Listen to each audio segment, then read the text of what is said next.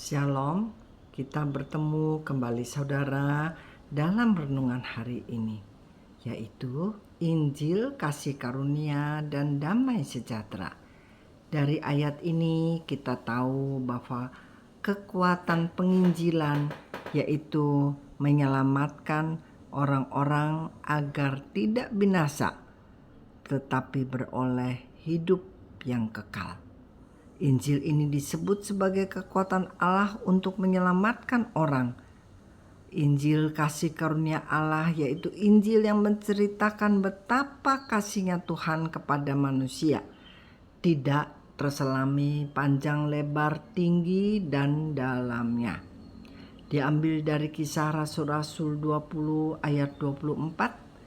Tetapi aku tidak menghiraukan nyawaku sedikit pun asal saja aku dapat mencapai garis akhir dan menyelesaikan pelayanan yang ditugaskan oleh Tuhan Yesus kepadaku untuk memberi kesaksian tentang Injil kasih karunia Allah.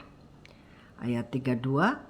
Dan sekarang aku menyerahkan kamu kepada Tuhan dan kepada firman kasih karunia-Nya yang berkuasa membangun kamu dan menganugerahkan kepada kamu bagian yang ditentukan bagi semua orang yang telah dikuduskannya.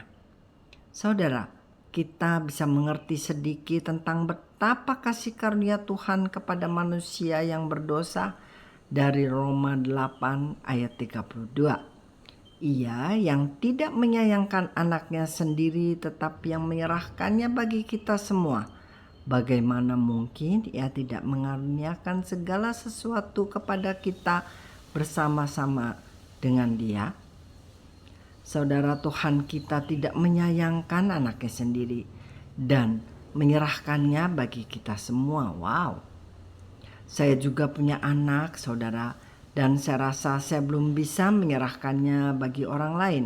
Saya sangat menyayanginya, tetapi Tuhan kita sudah melakukannya dan menyerahkan anaknya yang dikasihinya bagi kita semua. Dan tertulis bahwa Yesus datang untuk umat yang berdosa, bukan untuk orang yang menganggap dirinya sudah benar, sehingga tidak perlu dibenarkan lagi. Kecuali Injil kasih karunia, Injil juga adalah Injil damai sejahtera.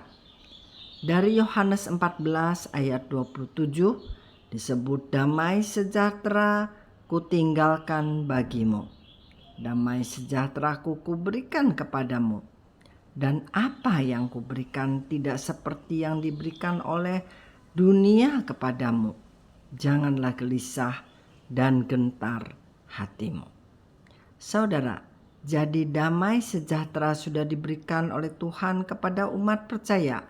Ada damai sejahtera di hati kita yang lain dengan perasaan orang yang tidak percaya. Bersyukur bahwa kita memilikinya, saudara. Iblis tidak merasakan bagaimana rasa damai sejahtera itu. Jadi jagalah milik kita yang sangat berharga itu. Jangan biarkan environment luar mengganggunya.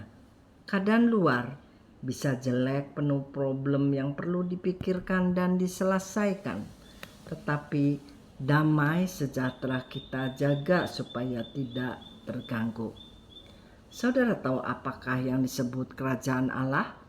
Dari Roma 14 ayat 17, sebab kerajaan Allah bukanlah soal makanan dan minuman, tetapi soal kebenaran, damai sejahtera, dan sukacita oleh Roh Kudus.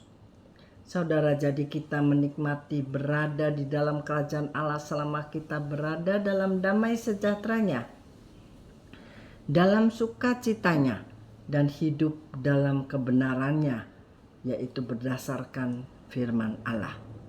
Ingat, perasaan damai, sejahtera, dan sukacita itu juga tidak terpengaruh oleh environment luar atau keadaan luar atau problem kita. Inilah Injil kasih karunia dan damai sejahtera yang termasuk dalam Injil, saudara-saudara. dan itulah yang merupakan kekuatan Allah. Sekian renungan hari ini, semoga memberkati kita semua dan sampai bertemu kembali di kesempatan yang berikutnya.